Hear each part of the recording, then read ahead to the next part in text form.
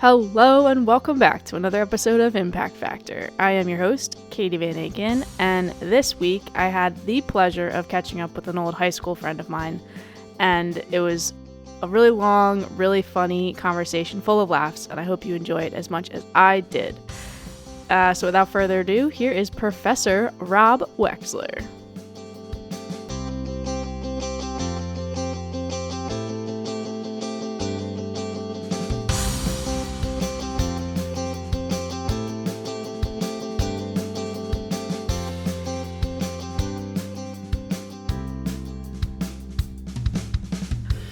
Okay, so let's jump in. Rob. Right. Yes. Rob, I have this memory that we reconnected in Philly because we sort of were working on the same, general field of research. Is that true, or did I make that up? Yeah, I mean, you were doing electrochemical things, right? Yeah, and you were doing catalysis? Yeah, I Is was that I was right? doing computational chemistry, like modeling Yeah, catalytic reactions at surfaces. yeah, yeah. So that was kind of crazy. Yeah. But let's back up and see how you got there. Um, Okay. so in undergrad, what was your undergrad, I guess, major and experience like, and were you exposed to research while doing it? Yeah. Well, my major depends on when you're asking about. 'Cause when I started out, I was undecided engineering. Okay. Um, my mom was just like, I mean, I'm sure like half of the moms from Newtown were like, telling their kids like, oh, you should do this career, you should do that career. So my mom's like, you love golf, so you should like do materials engineering and like Uh-huh. design new materials, and you can design new golf clubs. And at the time I thought, oh, that sounds cool. That's a um, great job. Yeah. right. So I got to school, and I don't know. I was taking just undergraduate engineering classes, and I was in these, engineering labs, and in the labs they're doing all these, like robotics experiments, or you build like a house with like insulation and like all this other stuff, and you try to, make it as energy efficient as possible. And like I realized very quickly on that there were people who for like 10 years, like through their life in the summer, would go to like camps, engineering camps, or like I Ah, played with Legos. There are people who play with Kinects, like yeah. people who took it like to the next level. And I just looked around and I was like, I am just not as into this as everyone else seems to be. And not Yeah. that I like wasn't going to stick with it, but it made me like kind of second guess things. But then it's kind of weird. Maybe early on, I really didn't know what I wanted to do, so I kind of just, kind of turned my sail to whichever the way the wind was blowing. And I Mm. had a really good undergraduate chemistry professor, and at the time I was on the Drexel swim team, and he swam competitively growing up. So like I had to leave for a meet one day. He's like, "Oh, you're a swimmer," and kind of built a connection early on. And I don't know. I really liked the class, and it was in the recitation for that class that I had first heard, and it was like literally my first semester. I heard someone else in the class go up to the TA and say, "How do you get involved in research?" And I thought Mm. to myself, uber competitive to rock and roll. I've got to do research if I want to keep up with that guy. So Yeah. I went. Why is I he went asking on a about look. that? Should I ask about that? Yeah. Like, oh my gosh, oh my God, like he studies for 25 hours. How can I do that? Like, so yeah, so I kind of got into it maybe for the wrong reasons, but quickly found myself in a lab that was, at the time the professor was like, I think his name was Wei or Wei Yen. He was in the Mm. chemistry department for a bunch of years, but he was like dual affiliated through university in China and at Oh. Drexel. So spent a lot of time then back in the U.S. and back and forth, and so I think I maybe saw him two times. Oh wow. Anyways, it was kind of a free for all in the lab. I mean, don't tell Drexel. Yeah. I'm joking. But Maybe good like, for you though, you know? yeah, no, it was fun because we would learn about some sort of, test, like determine if there's some contaminant in a a liquid or something, and you could do this test, just with basic, chemistry lab ingredients. And so it was from Gen Chem, so I tried it out, and I went over to the professor's office like, look, I did it. So Mhm. it was like kind of a picturesque first experience in research, and in like experiments, mixing things and characterizing things in real life.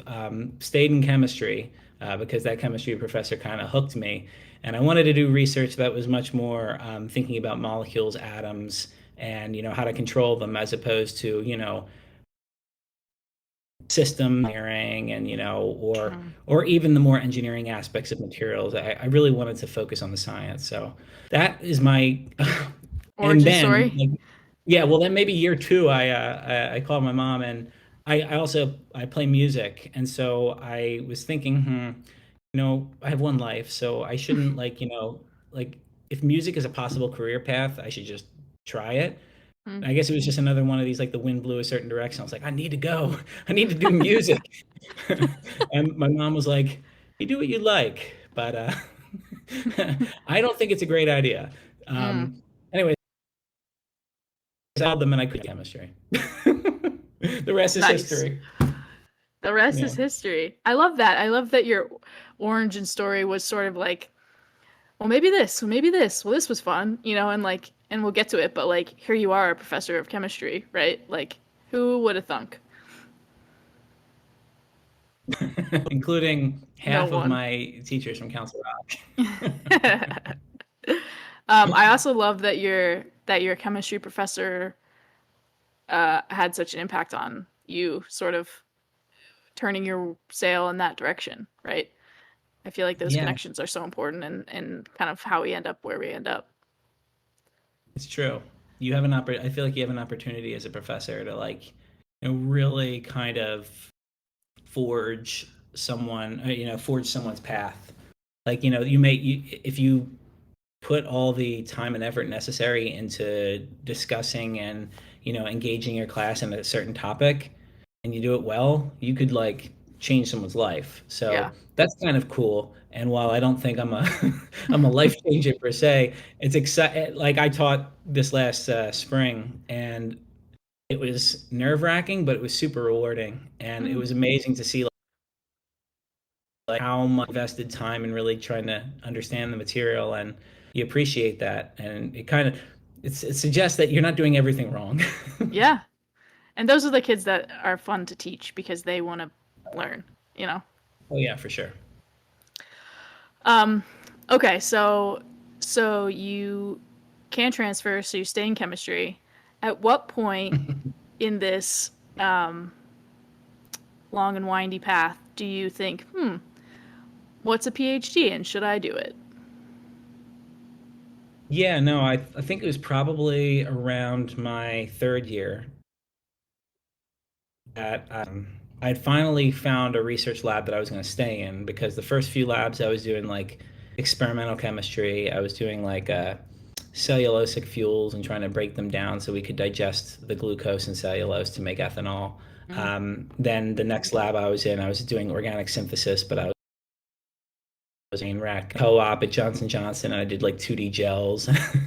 And then Oh, I like almost set my lab on fire when I forgot that I left agarose in a beaker with water to kind of turn it into like a more liquid yep. gel, and it's forgotten. Whoop. The water boiled off, and I came back, and it was like smoking. I'm like, oh my And someone God. said, "Rob, you should be a computational chemist." Right? Yeah, no, I thought to myself, I'd like to live a long life, so Yeah. I'm gonna try something new. And I actually ended up in that professor's group. He was a computational chemist, Oh. and he did like materials chemistry on a computer. So that was kind of because I wasn't putting anyone in danger, including myself. And I also got to look at atoms and molecules and, try to, play around with them and control them and understand what's going on really at the, at the smallest length scales. So Mhm. that was kind of fun. I've always thought that it's really neat that, you can construct these computer models that actually represent real things.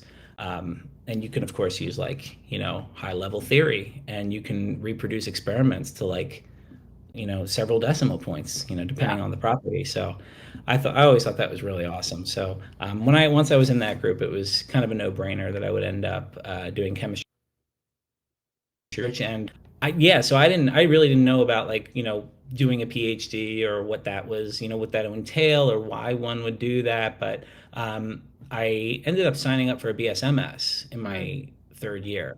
And so I thought, oh, I'll do a bachelor's master's. That's got to be the right thing to do if you want to do research, right?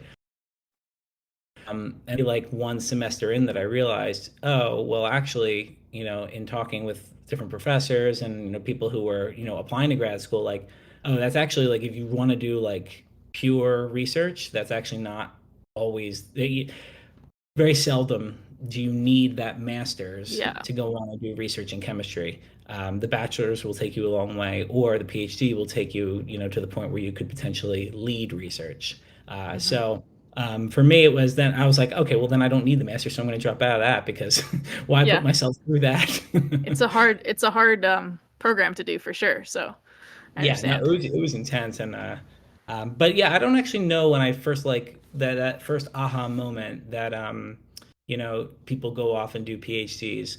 I think it might have been like I was doing my first co-op at the Army Research Lab in Mm. Maryland, and I remember them telling me like, oh, and by the end of the co-op, you might have enough data to write a paper. And I Oh. thought, like, are they talking like a school report? I'm thinking like, this is like a lab report or something. And Yeah, they're like like, who's no, gonna no, read this? Yeah. like a scientific article. And I think that's when it started kind of dawning on me, oh, there's this whole world Yeah. where, people do research and they publish it and they fight with one another and Yeah. they, come up with theories and reject theories and support them. And I Yeah. was like, oh, wow. I was like, this scientific method really does exist in practice. That's pretty cool. That's a Yeah, cool so realization. that's probably where it happened, but I don't actually have like a real tangible aha moment. Yeah. When you were at the Army Research Lab, were you doing computational kind of materials chemistry too? No, I was still mixing things. Okay. Yeah. Okay. But the Drexel lab you were working in was it like molecular dynamics or DFT or what kind of computations? It started out what's called semi-empirical quantum Okay. chemistry. So like you take quantum chemistry approaches. Okay. The most famous one is called Hartree-Fock. And then for semi-empirical, basically what you say is that some of the integrals that you would have to evaluate, you can just take an experimental quantity that Mm, the integral should yield. So it basically reduces the computation and puts some experimental input into it. And then there are fitting parameters and things, but it tends to do an okay job at certain things. Really not what I working on though. What we ended up doing mm. was we did like these coarser calculations of titanium dioxide surfaces, and then we moved on, sorry, tin dioxide, and then we moved on to do DFT calculations where, um, I mean, that's its Which own form of, it's not purely quantum chemistry. right. It's a method that has quantum mechanics in it, and it tends to reproduce results for materials properties fairly well. Yeah. Yeah. Very cool. I know I learned a little bit about that when I was in grad school because we did the experimental side with Yeah. collaborators who did the modeling side, and those papers were always very strong in my mind because it was either theory proposed something that we proved experimentally, or experiments were Huh. explained theoretically, and Right. were always cool. I thought. Yeah, for sure. I'm curious, how often did you find, like, maybe what percentage of the time did you find that theory was coming with something new? Was it Um, half? Was it less than half? Something new. Most of the Like, time, most of yeah. the time we approached it like this. It was like, I'm an experimentalist and I have an idea, but it would be a lot of effort to test all of that idea. Mhm. So instead it was, you know, can you set up, not you, can my partner set up either an MD simulation or a DFT calculation and, test it out. Is it worth experimenting? Right. And generally, it saved me a lot of time. That's awesome. Yeah. I think, I mean, it's too late now. Your papers are public. Yeah. I feel like it's kind of hard to find these cases where it was like a theory-led initiative. I mean, in your case, it sounds like it was, kind of intuition of someone who does experiments, which is, usually very practical and strong intuition. And then you kind of bolster that with some, first round calculation that can kind of get you at, the ballpark estimate. Mhm. Um, but like it's hard to kind of tell, what papers involve actually theory-led design and which ones are more, some sort of combination approach because there's like a whole huge push, by all the, funding organizations, this materials genome Yep. that we should be able to predict new materials before they're even made. And I just like, when I rack my brain, I find it hard to think of cases where actually a computer designed something first. Um, Well, there are some. there are some, yeah. Especially because like you can in the computational world, from what I understand, like you can turn all the knobs as much as you want, and there's no really bounds. In reality, there are, of course, but there's no like concrete bounds that there are, when you're in the lab. Like I can only make an electrode so thin in Mhm. experimentally, but Yeah. you know, computationally, sure, you could run the simulation with a super, super, super thin electrode. So I kind of agree with you that it's hard. I'm sure you could computationally come up with something that that's real, but out of all of the options, there's probably many more that are not real, right? Yeah. It's an opportunity, I think, and Yeah, I feel like people are getting better at it, and we're getting closer. Um, but we still clearly need like new materials for all the different sustainable energy stuff. So, as long as those technologies aren't like, economical, there's still got to be some materials innovation that has to happen. I mean, it's yeah, not going to be only materials. It's going to be the whole gamut. There's got to yeah, be what I mean, it depends on what technology you're doing, but you've got to be like as efficient as you can with the electricity. And if you've got heat coming off, you got to find a way to reuse it, and all that fun engineering stuff, and making yeah, reactors as efficient as possible. So it's a team effort, but there's definitely a materials component, and yeah, we're getting there. I actually yeah, saw the other day. I'm sure you're familiar with like ChatGPT, right? yeah. Okay, so the group I got, Grau Crespo, I believe is the last name of the lead investigator. They came up with what's called a crystal LLM. So Really? basically, you put in the elements in their relative stoichiometric coefficients that you want for the solid compound, and it predicts a crystal structure. And I put in a material that we had designed, on the computer, and that was subsequently verified experimentally. And we put it into the browser, and it was close. It wasn't bad. Okay. It like it was a little the crystal was a little too symmetric. Like it should have been a little bit more distorted. The The atoms, prediction not was a little too symmetric, or yeah. yeah, but honestly, not so bad. I was fairly Hmm. impressed. Interesting. I know it's really crazy how much that stuff can do. Um, Yeah. but as a pure experimentalist at heart, I think there's always a place for that, for verifying anything, theorized, but also I think the power of the computer is not to be ignored. Yeah, I mean, if you have someone who can come up with good models, that's the key. Yeah. If your model Yeah. or the series of calculations you do reflect the qualitative trends that you expect to see in an experiment, if you're good at designing those types of computational experiments, then you can make a huge impact in understanding things and maybe even Yeah. designing things.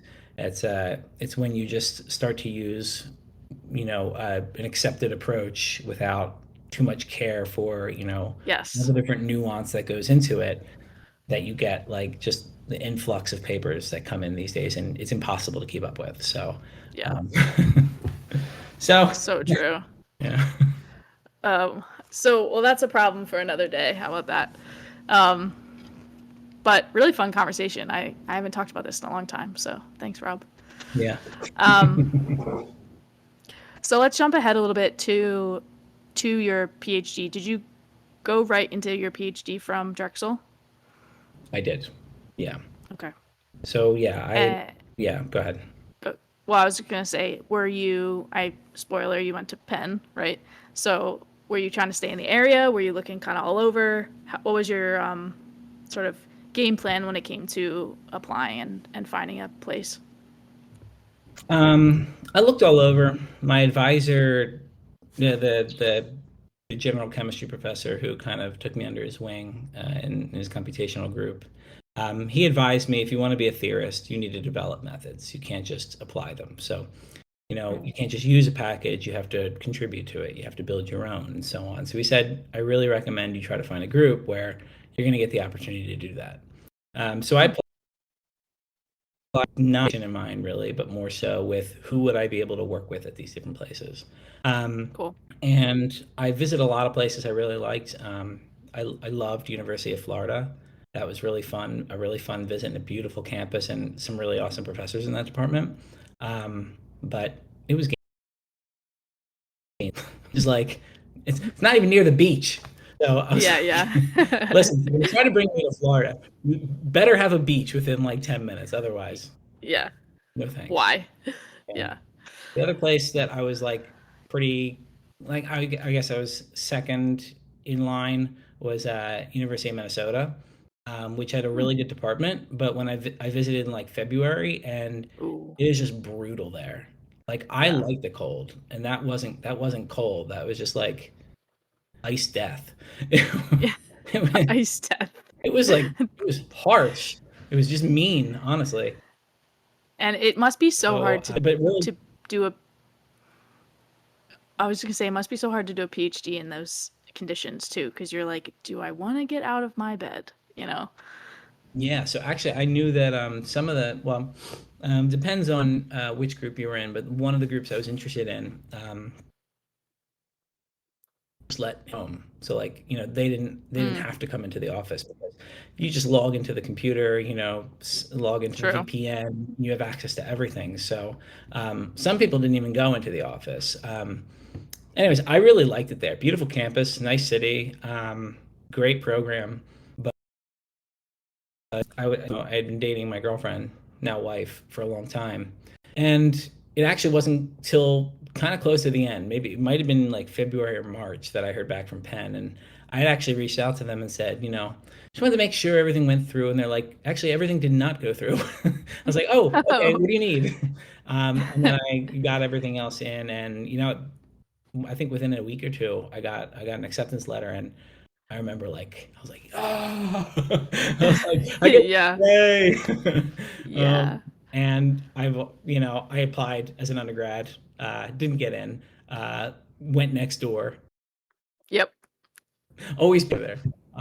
So it was Yep. really cool to finally, to be able to go there and to, you know, do my PhD there. So, yeah, that's kind of how I ended up there. It was, I had a few options, but at the end of the day, it was right next door. I grew up, so like, it's one of the places, it's one of the, great places to, learn in Philadelphia, and just in the area.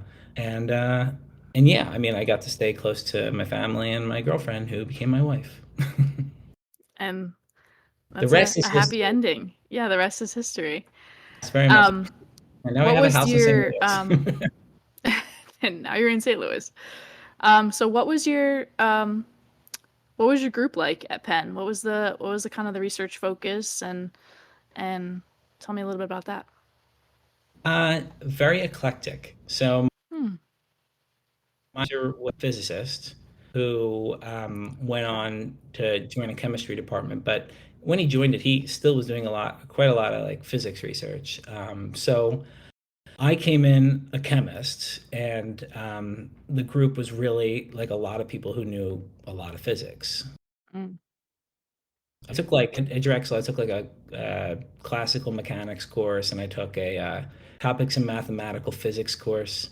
And by Okay. took, I mean like I like was just basically was able to drag myself above and get myself off the cliff A passing of grade. Yeah. not getting through. So I got it was an uphill climb. The group was kind of quiet when I first joined, and it wasn't like until like a few years in that when I got to like I became more of a a fixture in the group and Mm. had more sway, I'd say, that it really became a much more close-knit group. And I towards like by the end, when I was like just about to leave, it was awesome. Like some of my best friends were in my program. So um, I would say, yeah. So we worked on a lot of things, ranging from like theory of electric current electric materials. For electric materials are just like they're intrinsically polar materials. Like water is polar, but you can have a material that's polar, and if you apply electric fields and switch them, it actually flips its polarization. So these materials have potentially interesting properties for solar cells. If you apply an electric field, it runs one way, holes will run the other when it's photoexcited. So they worked on that, developing theories for that. We built classical interatomic potentials. They're like cheap ways of reproducing quantum mechanics. Hmm. And that way you can do big things. Like you can simulate nanoscale systems on nano timescales. And you can actually look at long range correlations and how they play a role in properties. But what I ended up first in was computational catalysis. So we had a group from Rutgers who had designed an electrolyzer material, so a material that split water into hydrogen and oxygen, and they wanted to know why a certain composition of the material was able to split water more effectively than another. And this particular material, you could have, it was basically what's called a binary compound. You have two components, you can think A and B. And you can have different amounts of A, relative amounts of A and B. And they found like there's like a sweet spot. There's like one like ratio that is the best. And then away from that ratio, it's not as good. So trying Mm. to figure out why that was, and how does the ratio of the overall material affect the elemental ratios at the surface of the material? That's another Oh, cool. interesting question that you have to think S- about. Surface versus um Exactly. whole. Yeah. Very Yeah. cool. Yeah, so I mean that's kind of what opened my eyes to now what is the main focus of my group, which is um, really that surfaces have many faces that we have yet to really unmask.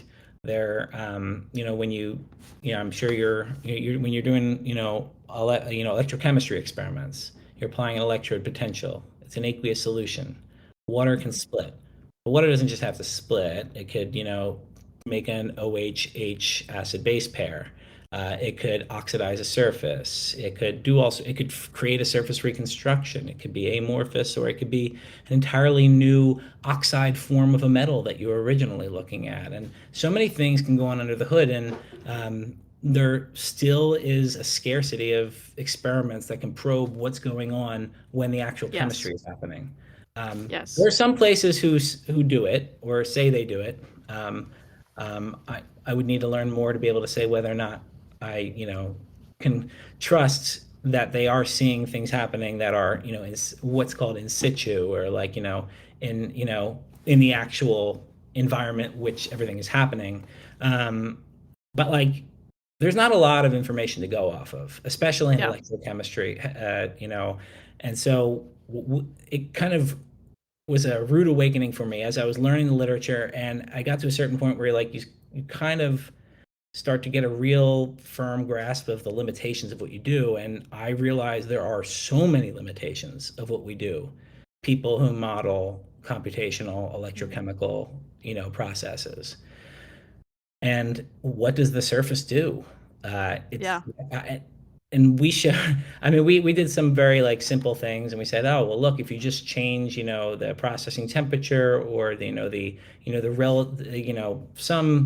some quantity that can change the relative preference for species A versus B, you can get different what are called reconstructions of the surface. So like it doesn't look like the bulk, like the actual, like most of the material.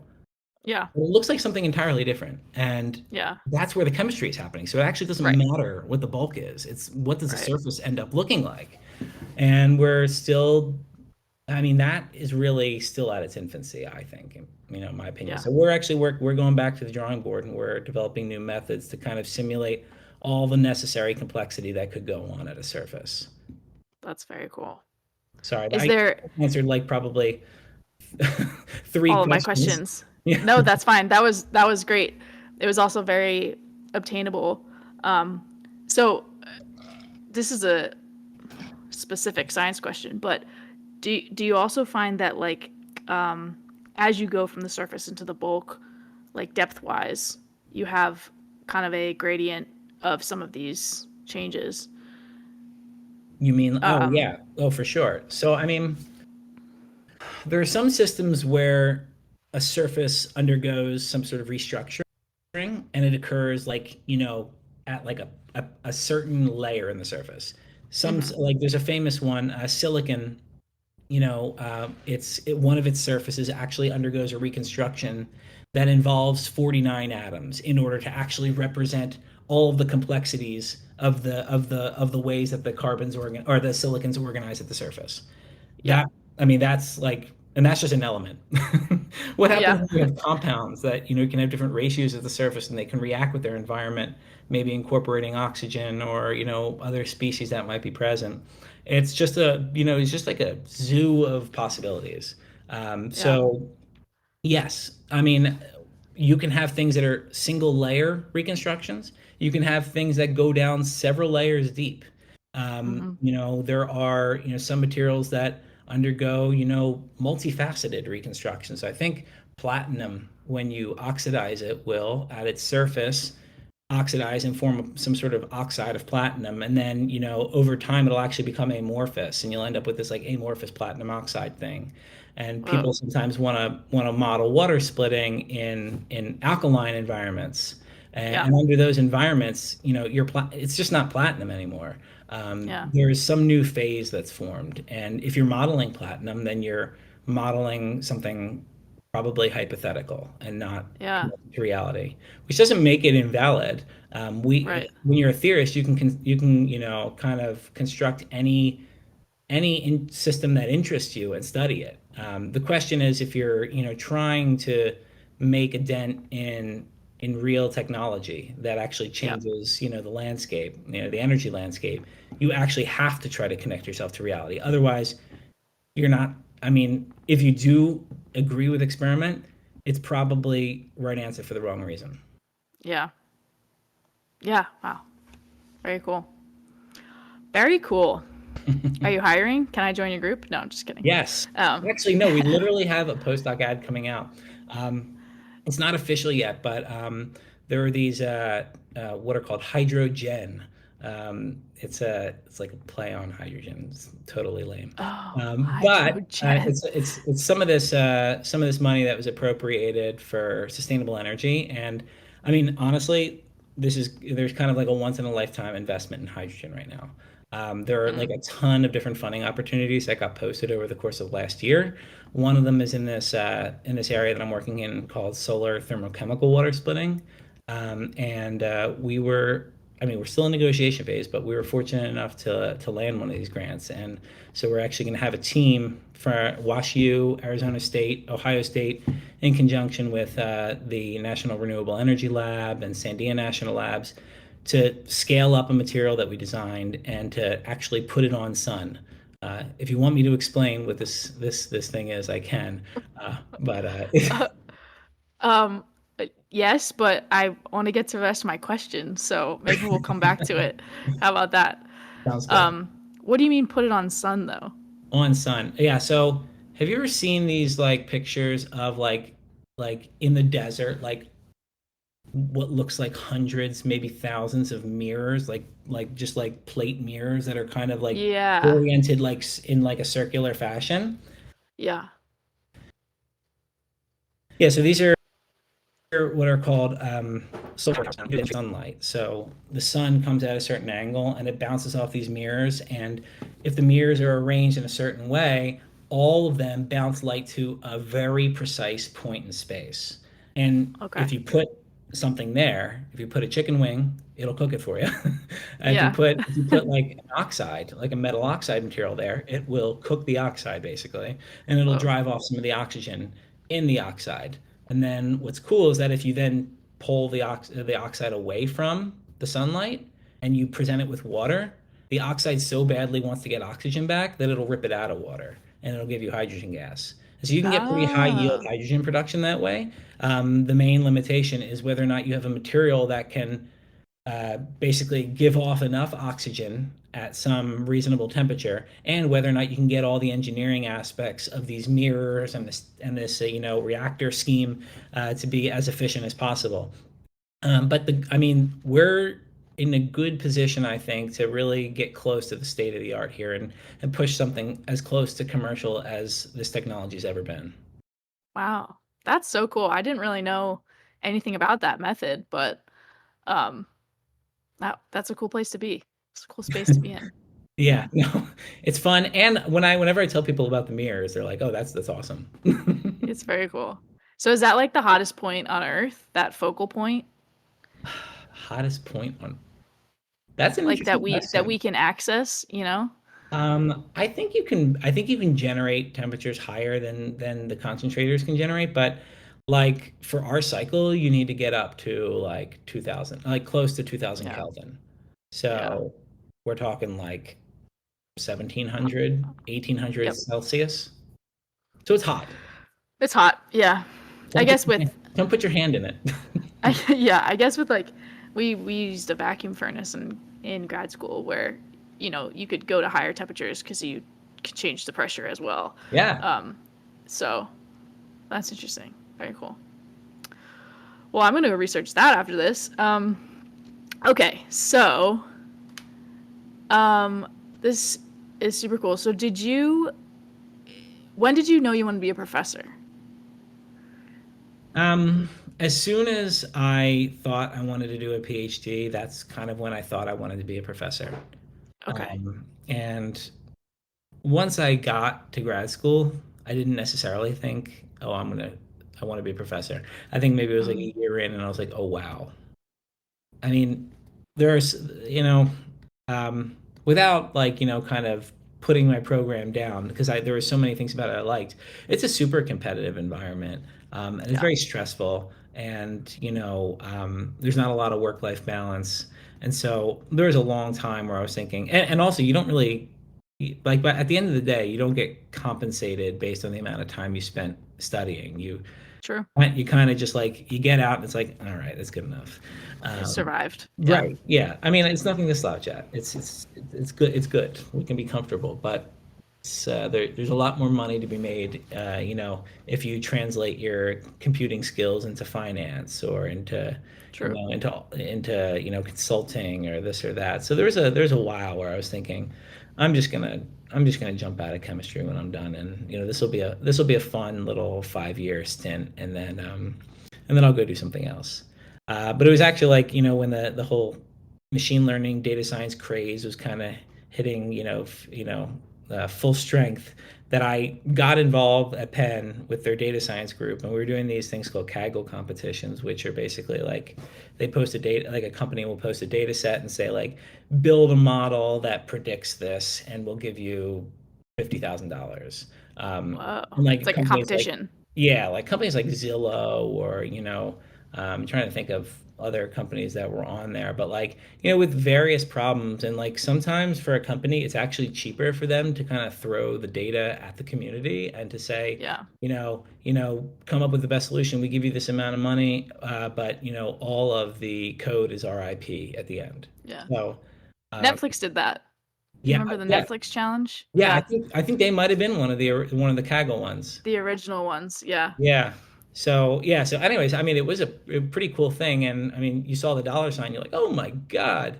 Um, so I was doing that, and kind of like not doing my research. And I was Yep. learning how to do all this stuff. I got involved in the group, but then I was working on a project, and I just thought, I have used this model to predict this thing for Kaggle. Like, why don't I? I'm having trouble understanding this trend. Why don't I just throw the kitchen sink worth of materials descriptors?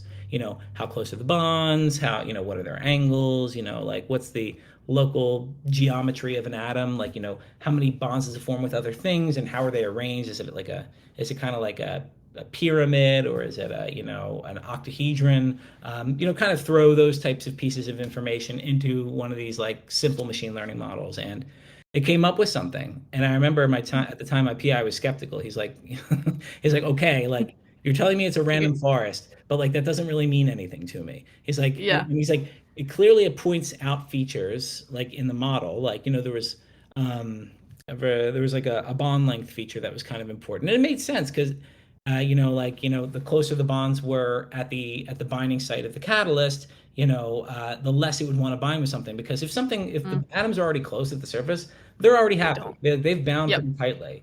The farther they are apart, the more strongly they combine something new coming in. So it Hmm. was like kind of intuitive, but it was nice because before I hadn't been able to explain that, and now I was.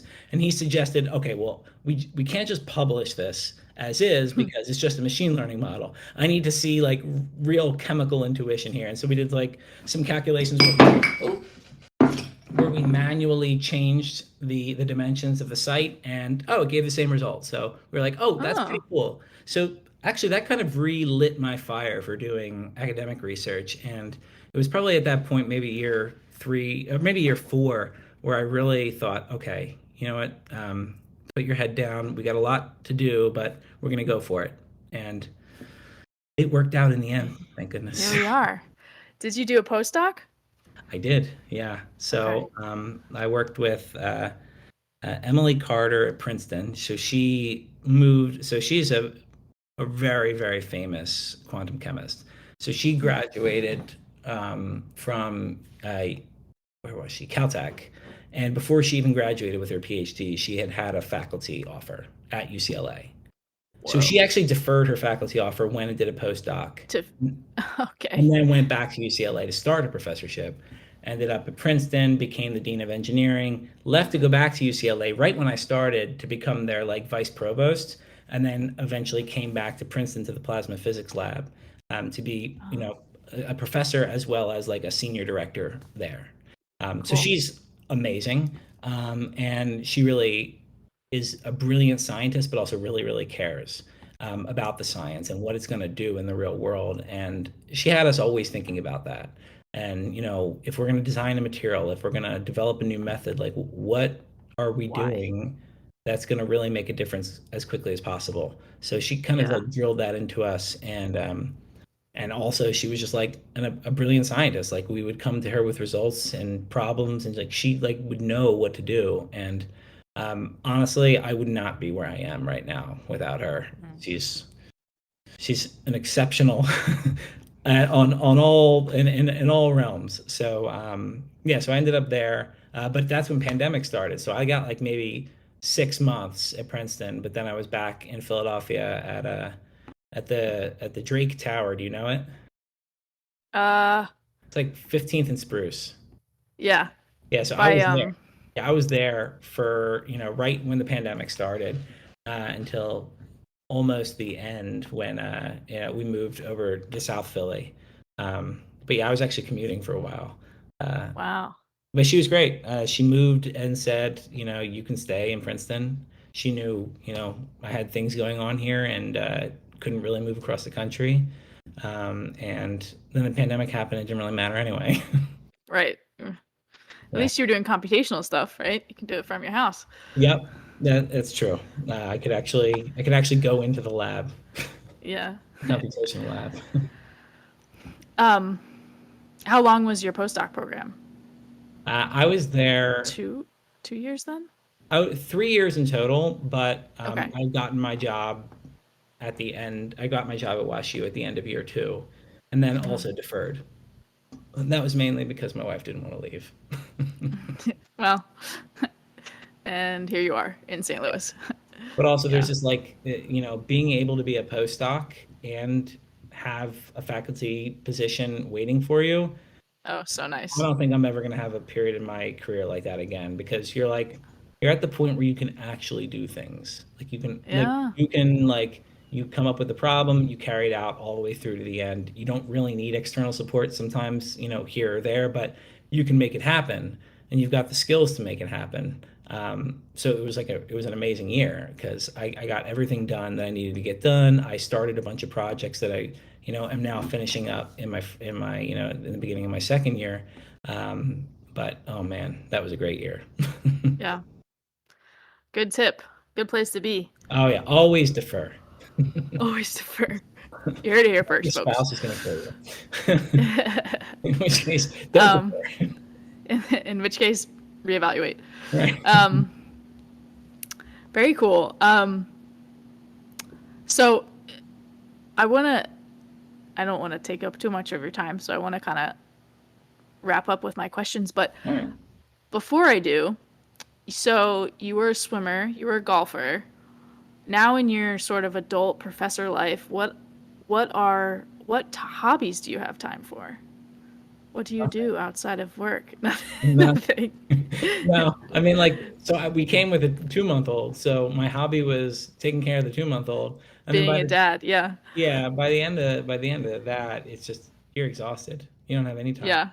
I mean, I listen to a lot of music. I have a lot of, Do you future still things. do you still play music? Oh yeah, yeah, yeah. I mean, Yeah. I got my guitars and my piano all set up over there. There you At go. some point in the near future, I've got it kind of hearted in an Amazon checkout shopping cart for my Mm, wife to remember when she wants to get me something. nice. So Nice. I'll have an electronic drum kit, and yeah, I write music, I produce it, and I play everything except for lead guitar that I leave Ah. for my buddy who actually was at Pennsbury, and Oh. he does all the lead guitar, so we go back and forth. Is he out in St. Louis too? Or no? No, This no, is remote he's in New production. York. Yeah, Okay. Yeah. yeah, he was at Temple for med school, Oh. and then went off to New York. He met someone there, and now he's there forever. Yeah. Very cool. Yeah, but yeah, I would say music. You'll have to send me something. I would like to listen. Yeah, well, you can look. We're on Spotify. Look up uh, Okay. look up the B-siders. I really shouldn't be promoting B-siders. it. What if I was like, what if I was like, oh, I've heard of you? No, I haven't. You haven't. No. Believe me, it's a pursuit of passion. In no way, I think in some we've made maybe like $60 Nice. in In streams. royalties, which has paid off maybe like a lunch we had together at one point. Yep. Well, here's the thing though about creative pursuits. I think that while science is generally considered to be pretty straight and narrow and not Yeah. creative, I think it is, especially when you're doing research because the whole thing is to find a creative solution to a problem. And so you writing music and doing creative pursuits outside of it, I think ours is only going to help you in your career. So, I agree, and I'm gonna take that snippet of this interview and I'm gonna just play it back to my wife. I'm gonna to your say, wife, listen, I was going to say, uh, put send that to your wife. Yeah. right, I'm gonna say like, oh yeah, I mean, Katie told me I have to practice a bit more. I mean, Yep. she not because it sounded bad, because I need Because that it's good for creative time your to actually job. succeed in science. Yeah, so Yes. I wholeheartedly agree with what you're saying, and yes. Good. Please do. Okay. Well, let me ask you my last couple questions, which All I right, ask everybody. sure. So, I know it's been a while. Well, what, if looking back, was something that was kind of challenging for you in your PhD journey? Mm, Probably my mentor choice. My mentor is a brilliant Oh. guy, um, and had a style that probably wasn't what I needed the most. Um, Mm, but you know, I found a way to make it work. I came in with really baseline skills. I did yeah. not know how to code. I did not know all that much about physics, and I was joining a computational physical chemistry group. So it was Yeah. a bit of It's a a hill to tough climb. tough fit. Yeah, Yeah. no, it was, and I didn't even know that it was going to pan out at first because when we get matched in our PhD program, I didn't initially get matched in the group, and I was, trying to find someone in the material science department, and had gotten a few bites, but I was going into my winter semester without even having locked down a group, and I was like, Mm. I'm just going to become a dentist, and which is going to, incense all the dentists that are listening. It's because I respect you. Yes, of course. But I was like, oh man, I got to come up with something else, and actually it was kind of a funny story because I got my selections, and uh, I was selected with someone who's very good, but they do experiments, and I was thinking to myself, if chemistry isn't what I like the most, I still want to be able to do modeling. I want to do some sort of Mm. modeling in some area, just because then I don't have to step into labs again. Because as we've already established, I am like Dangerous. the Terminator in a lab. Yeah. Um, Mm. yeah, I just turn into him, destroying everything. So yeah, so I wanted to do that, and I went. I went to our, I guess I don't really know what you would call them. Maybe like the chair of the graduate department, or like the executive of the department, someone who was like the Okay. business manager, I guess. Yeah, okay. And I went into his office and I said, so can you tell me why I didn't get selected in some of these groups? And he's like, oh, well, he said that your current group just wasn't a great fit. And I was like, hmm. I was like, I did exactly what I would do in his group at Drexel. So I thought maybe it was like funding or something. So I actually went to the professor's Mm. office and I said, I heard from so and so that you thought it might not be a good fit, and I'm just curious why for my own professional development. I don't know if something got lost in communication or the other guy didn't really get an answer and was just trying to give some sort of like Something. blanket response, but I totally took the guy off guard. I don't know if that's what ended up getting me my position in the group, but he was like, I hope oh so. no, I didn't say that. No, he's like, it's very possible he didn't say that. I don't know, Yeah. but he was definitely taken off guard. And it was only like a week or two later that I found out that he had secured funding and had room for me in the group. So I joined. Coincidence? I don't know.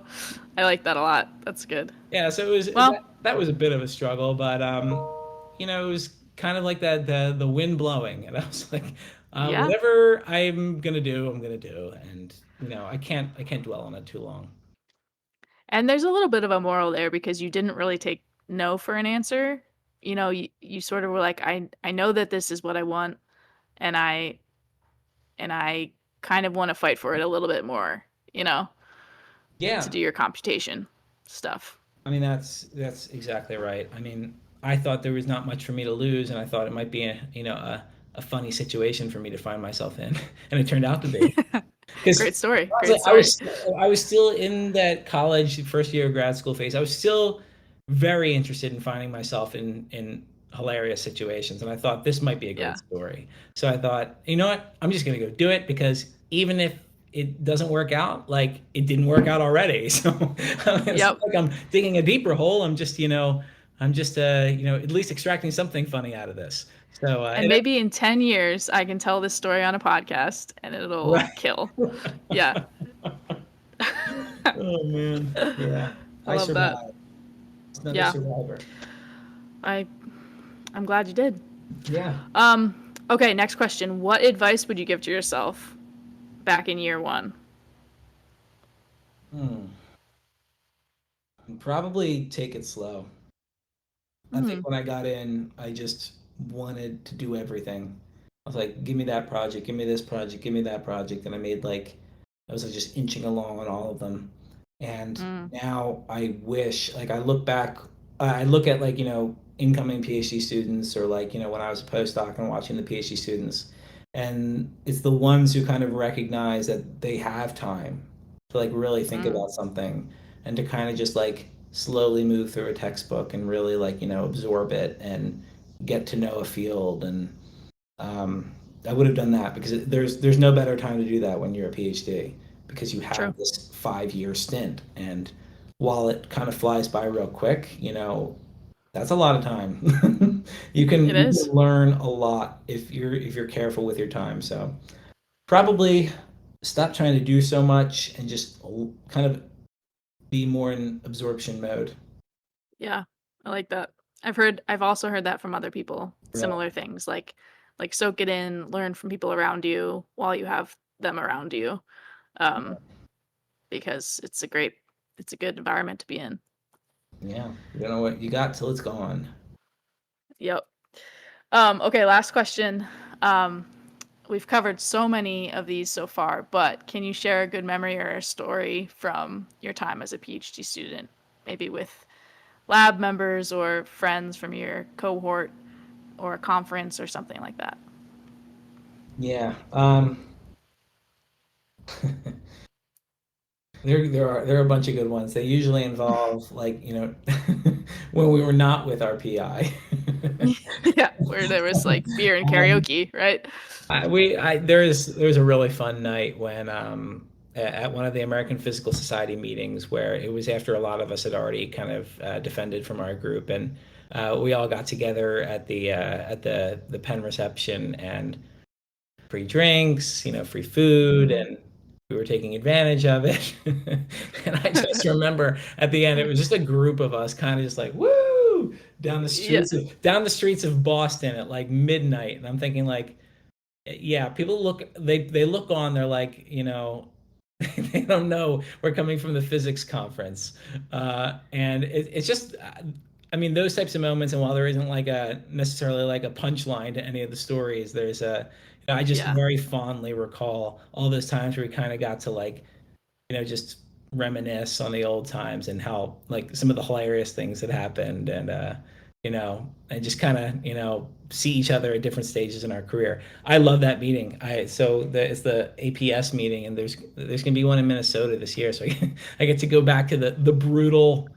It's gonna be March, so it should still be oh, brutal there. the I hope ice I get to death. see everyone. I Yeah, get to pull one of those things again. Hopefully, yeah. just no one recognizes Professor Wexler in the street. You know what's kind of funny about that is I have memories of going to meetings in Boston, like material science meetings, and also having a similar experience walking through the Boston streets. Yeah. And I wonder if the people who live in Boston just get kind of used to these like kind of nerdy people dressed in conference attire just kind of stumbling around the streets, you know? Yeah, drunken in lanyards. Yeah, lanyards, all the lanyards. The lanyards are Yeah. just flying in the wind. Yeah. They're all over the street the next Right. morning. Um, oh my God, that's so funny. Those are the good times, though. We also had They are. a group dinner. So one of the first things I organized in the group was, do you know the restaurant Suzing downtown in Philadelphia? It's like a vegetarian Chinese restaurant, like hidden on In between 15th and 16th on Sansom Street. No, I don't know that. I will have to check it out. It is, I mean, it's BYOB, so it's amazing. Mm, But every once in a while I would plan an adventure there, and that's when I realized that some of my group members were wild, even the ones yeah. who like didn't talk that much. But Mm. it was, oh man, I still have a picture from that evening. That It's was the quiet ones you have to be worried about, you Yeah, no, know? it was so fun, and I had this one group member who I kept because I keep kosher, so I was like, yeah, it's kosher. He's like, and he's like, is octopus kosher? I'm like, no, it's not kosher. And he's like, I ordered octopus. I'm like, yeah, it's fake octopus. He's like, no, look at it. I'm like, it's just because it looks like it doesn't mean it's real. He's like, it's not kosher. I'm like, yes, it is. Oh What a man. conversation. Oh my God, I Yeah, love no, that. he could not understand that octopus was not octopus. It's fake Meanwhile, I'm octopus. never ordering the octopus on that menu. No, It's just I like the would last never. thing I'd think to order, even if it's vegetarian. Yeah. Nope. Nope. Lots of good All memories. right. Lots of good memories. Well, Rob, it's been a pleasure catching up. Thanks so much for coming on the show. Of course. Um, Thank you for inviting me, and good luck. anything you want to anything you want to plug, your research group, your papers, anything? Yeah, You're no, I hiring a mean, postdoc? yeah, we're hiring a postdoc. If you wanna be funded to work in like a once in a funding lifetime investment in hydrogen, we've got a postdoc position if you do modeling. Just Like reach out this? to me. A job posting should be coming up soon. And what else? We'll have papers coming out soon, but nothing worth plugging yet. All right. Check it out. Check it out. Um, all right. Thanks, Rob. This was great. All right. Thanks, Katie. Thanks to Rob for coming on the show. If you or someone you know wants to be interviewed on Impact Factor, feel free to reach out via Instagram and follow us for updates at @ImpactFactorPod. Thank you all for listening and have a great week.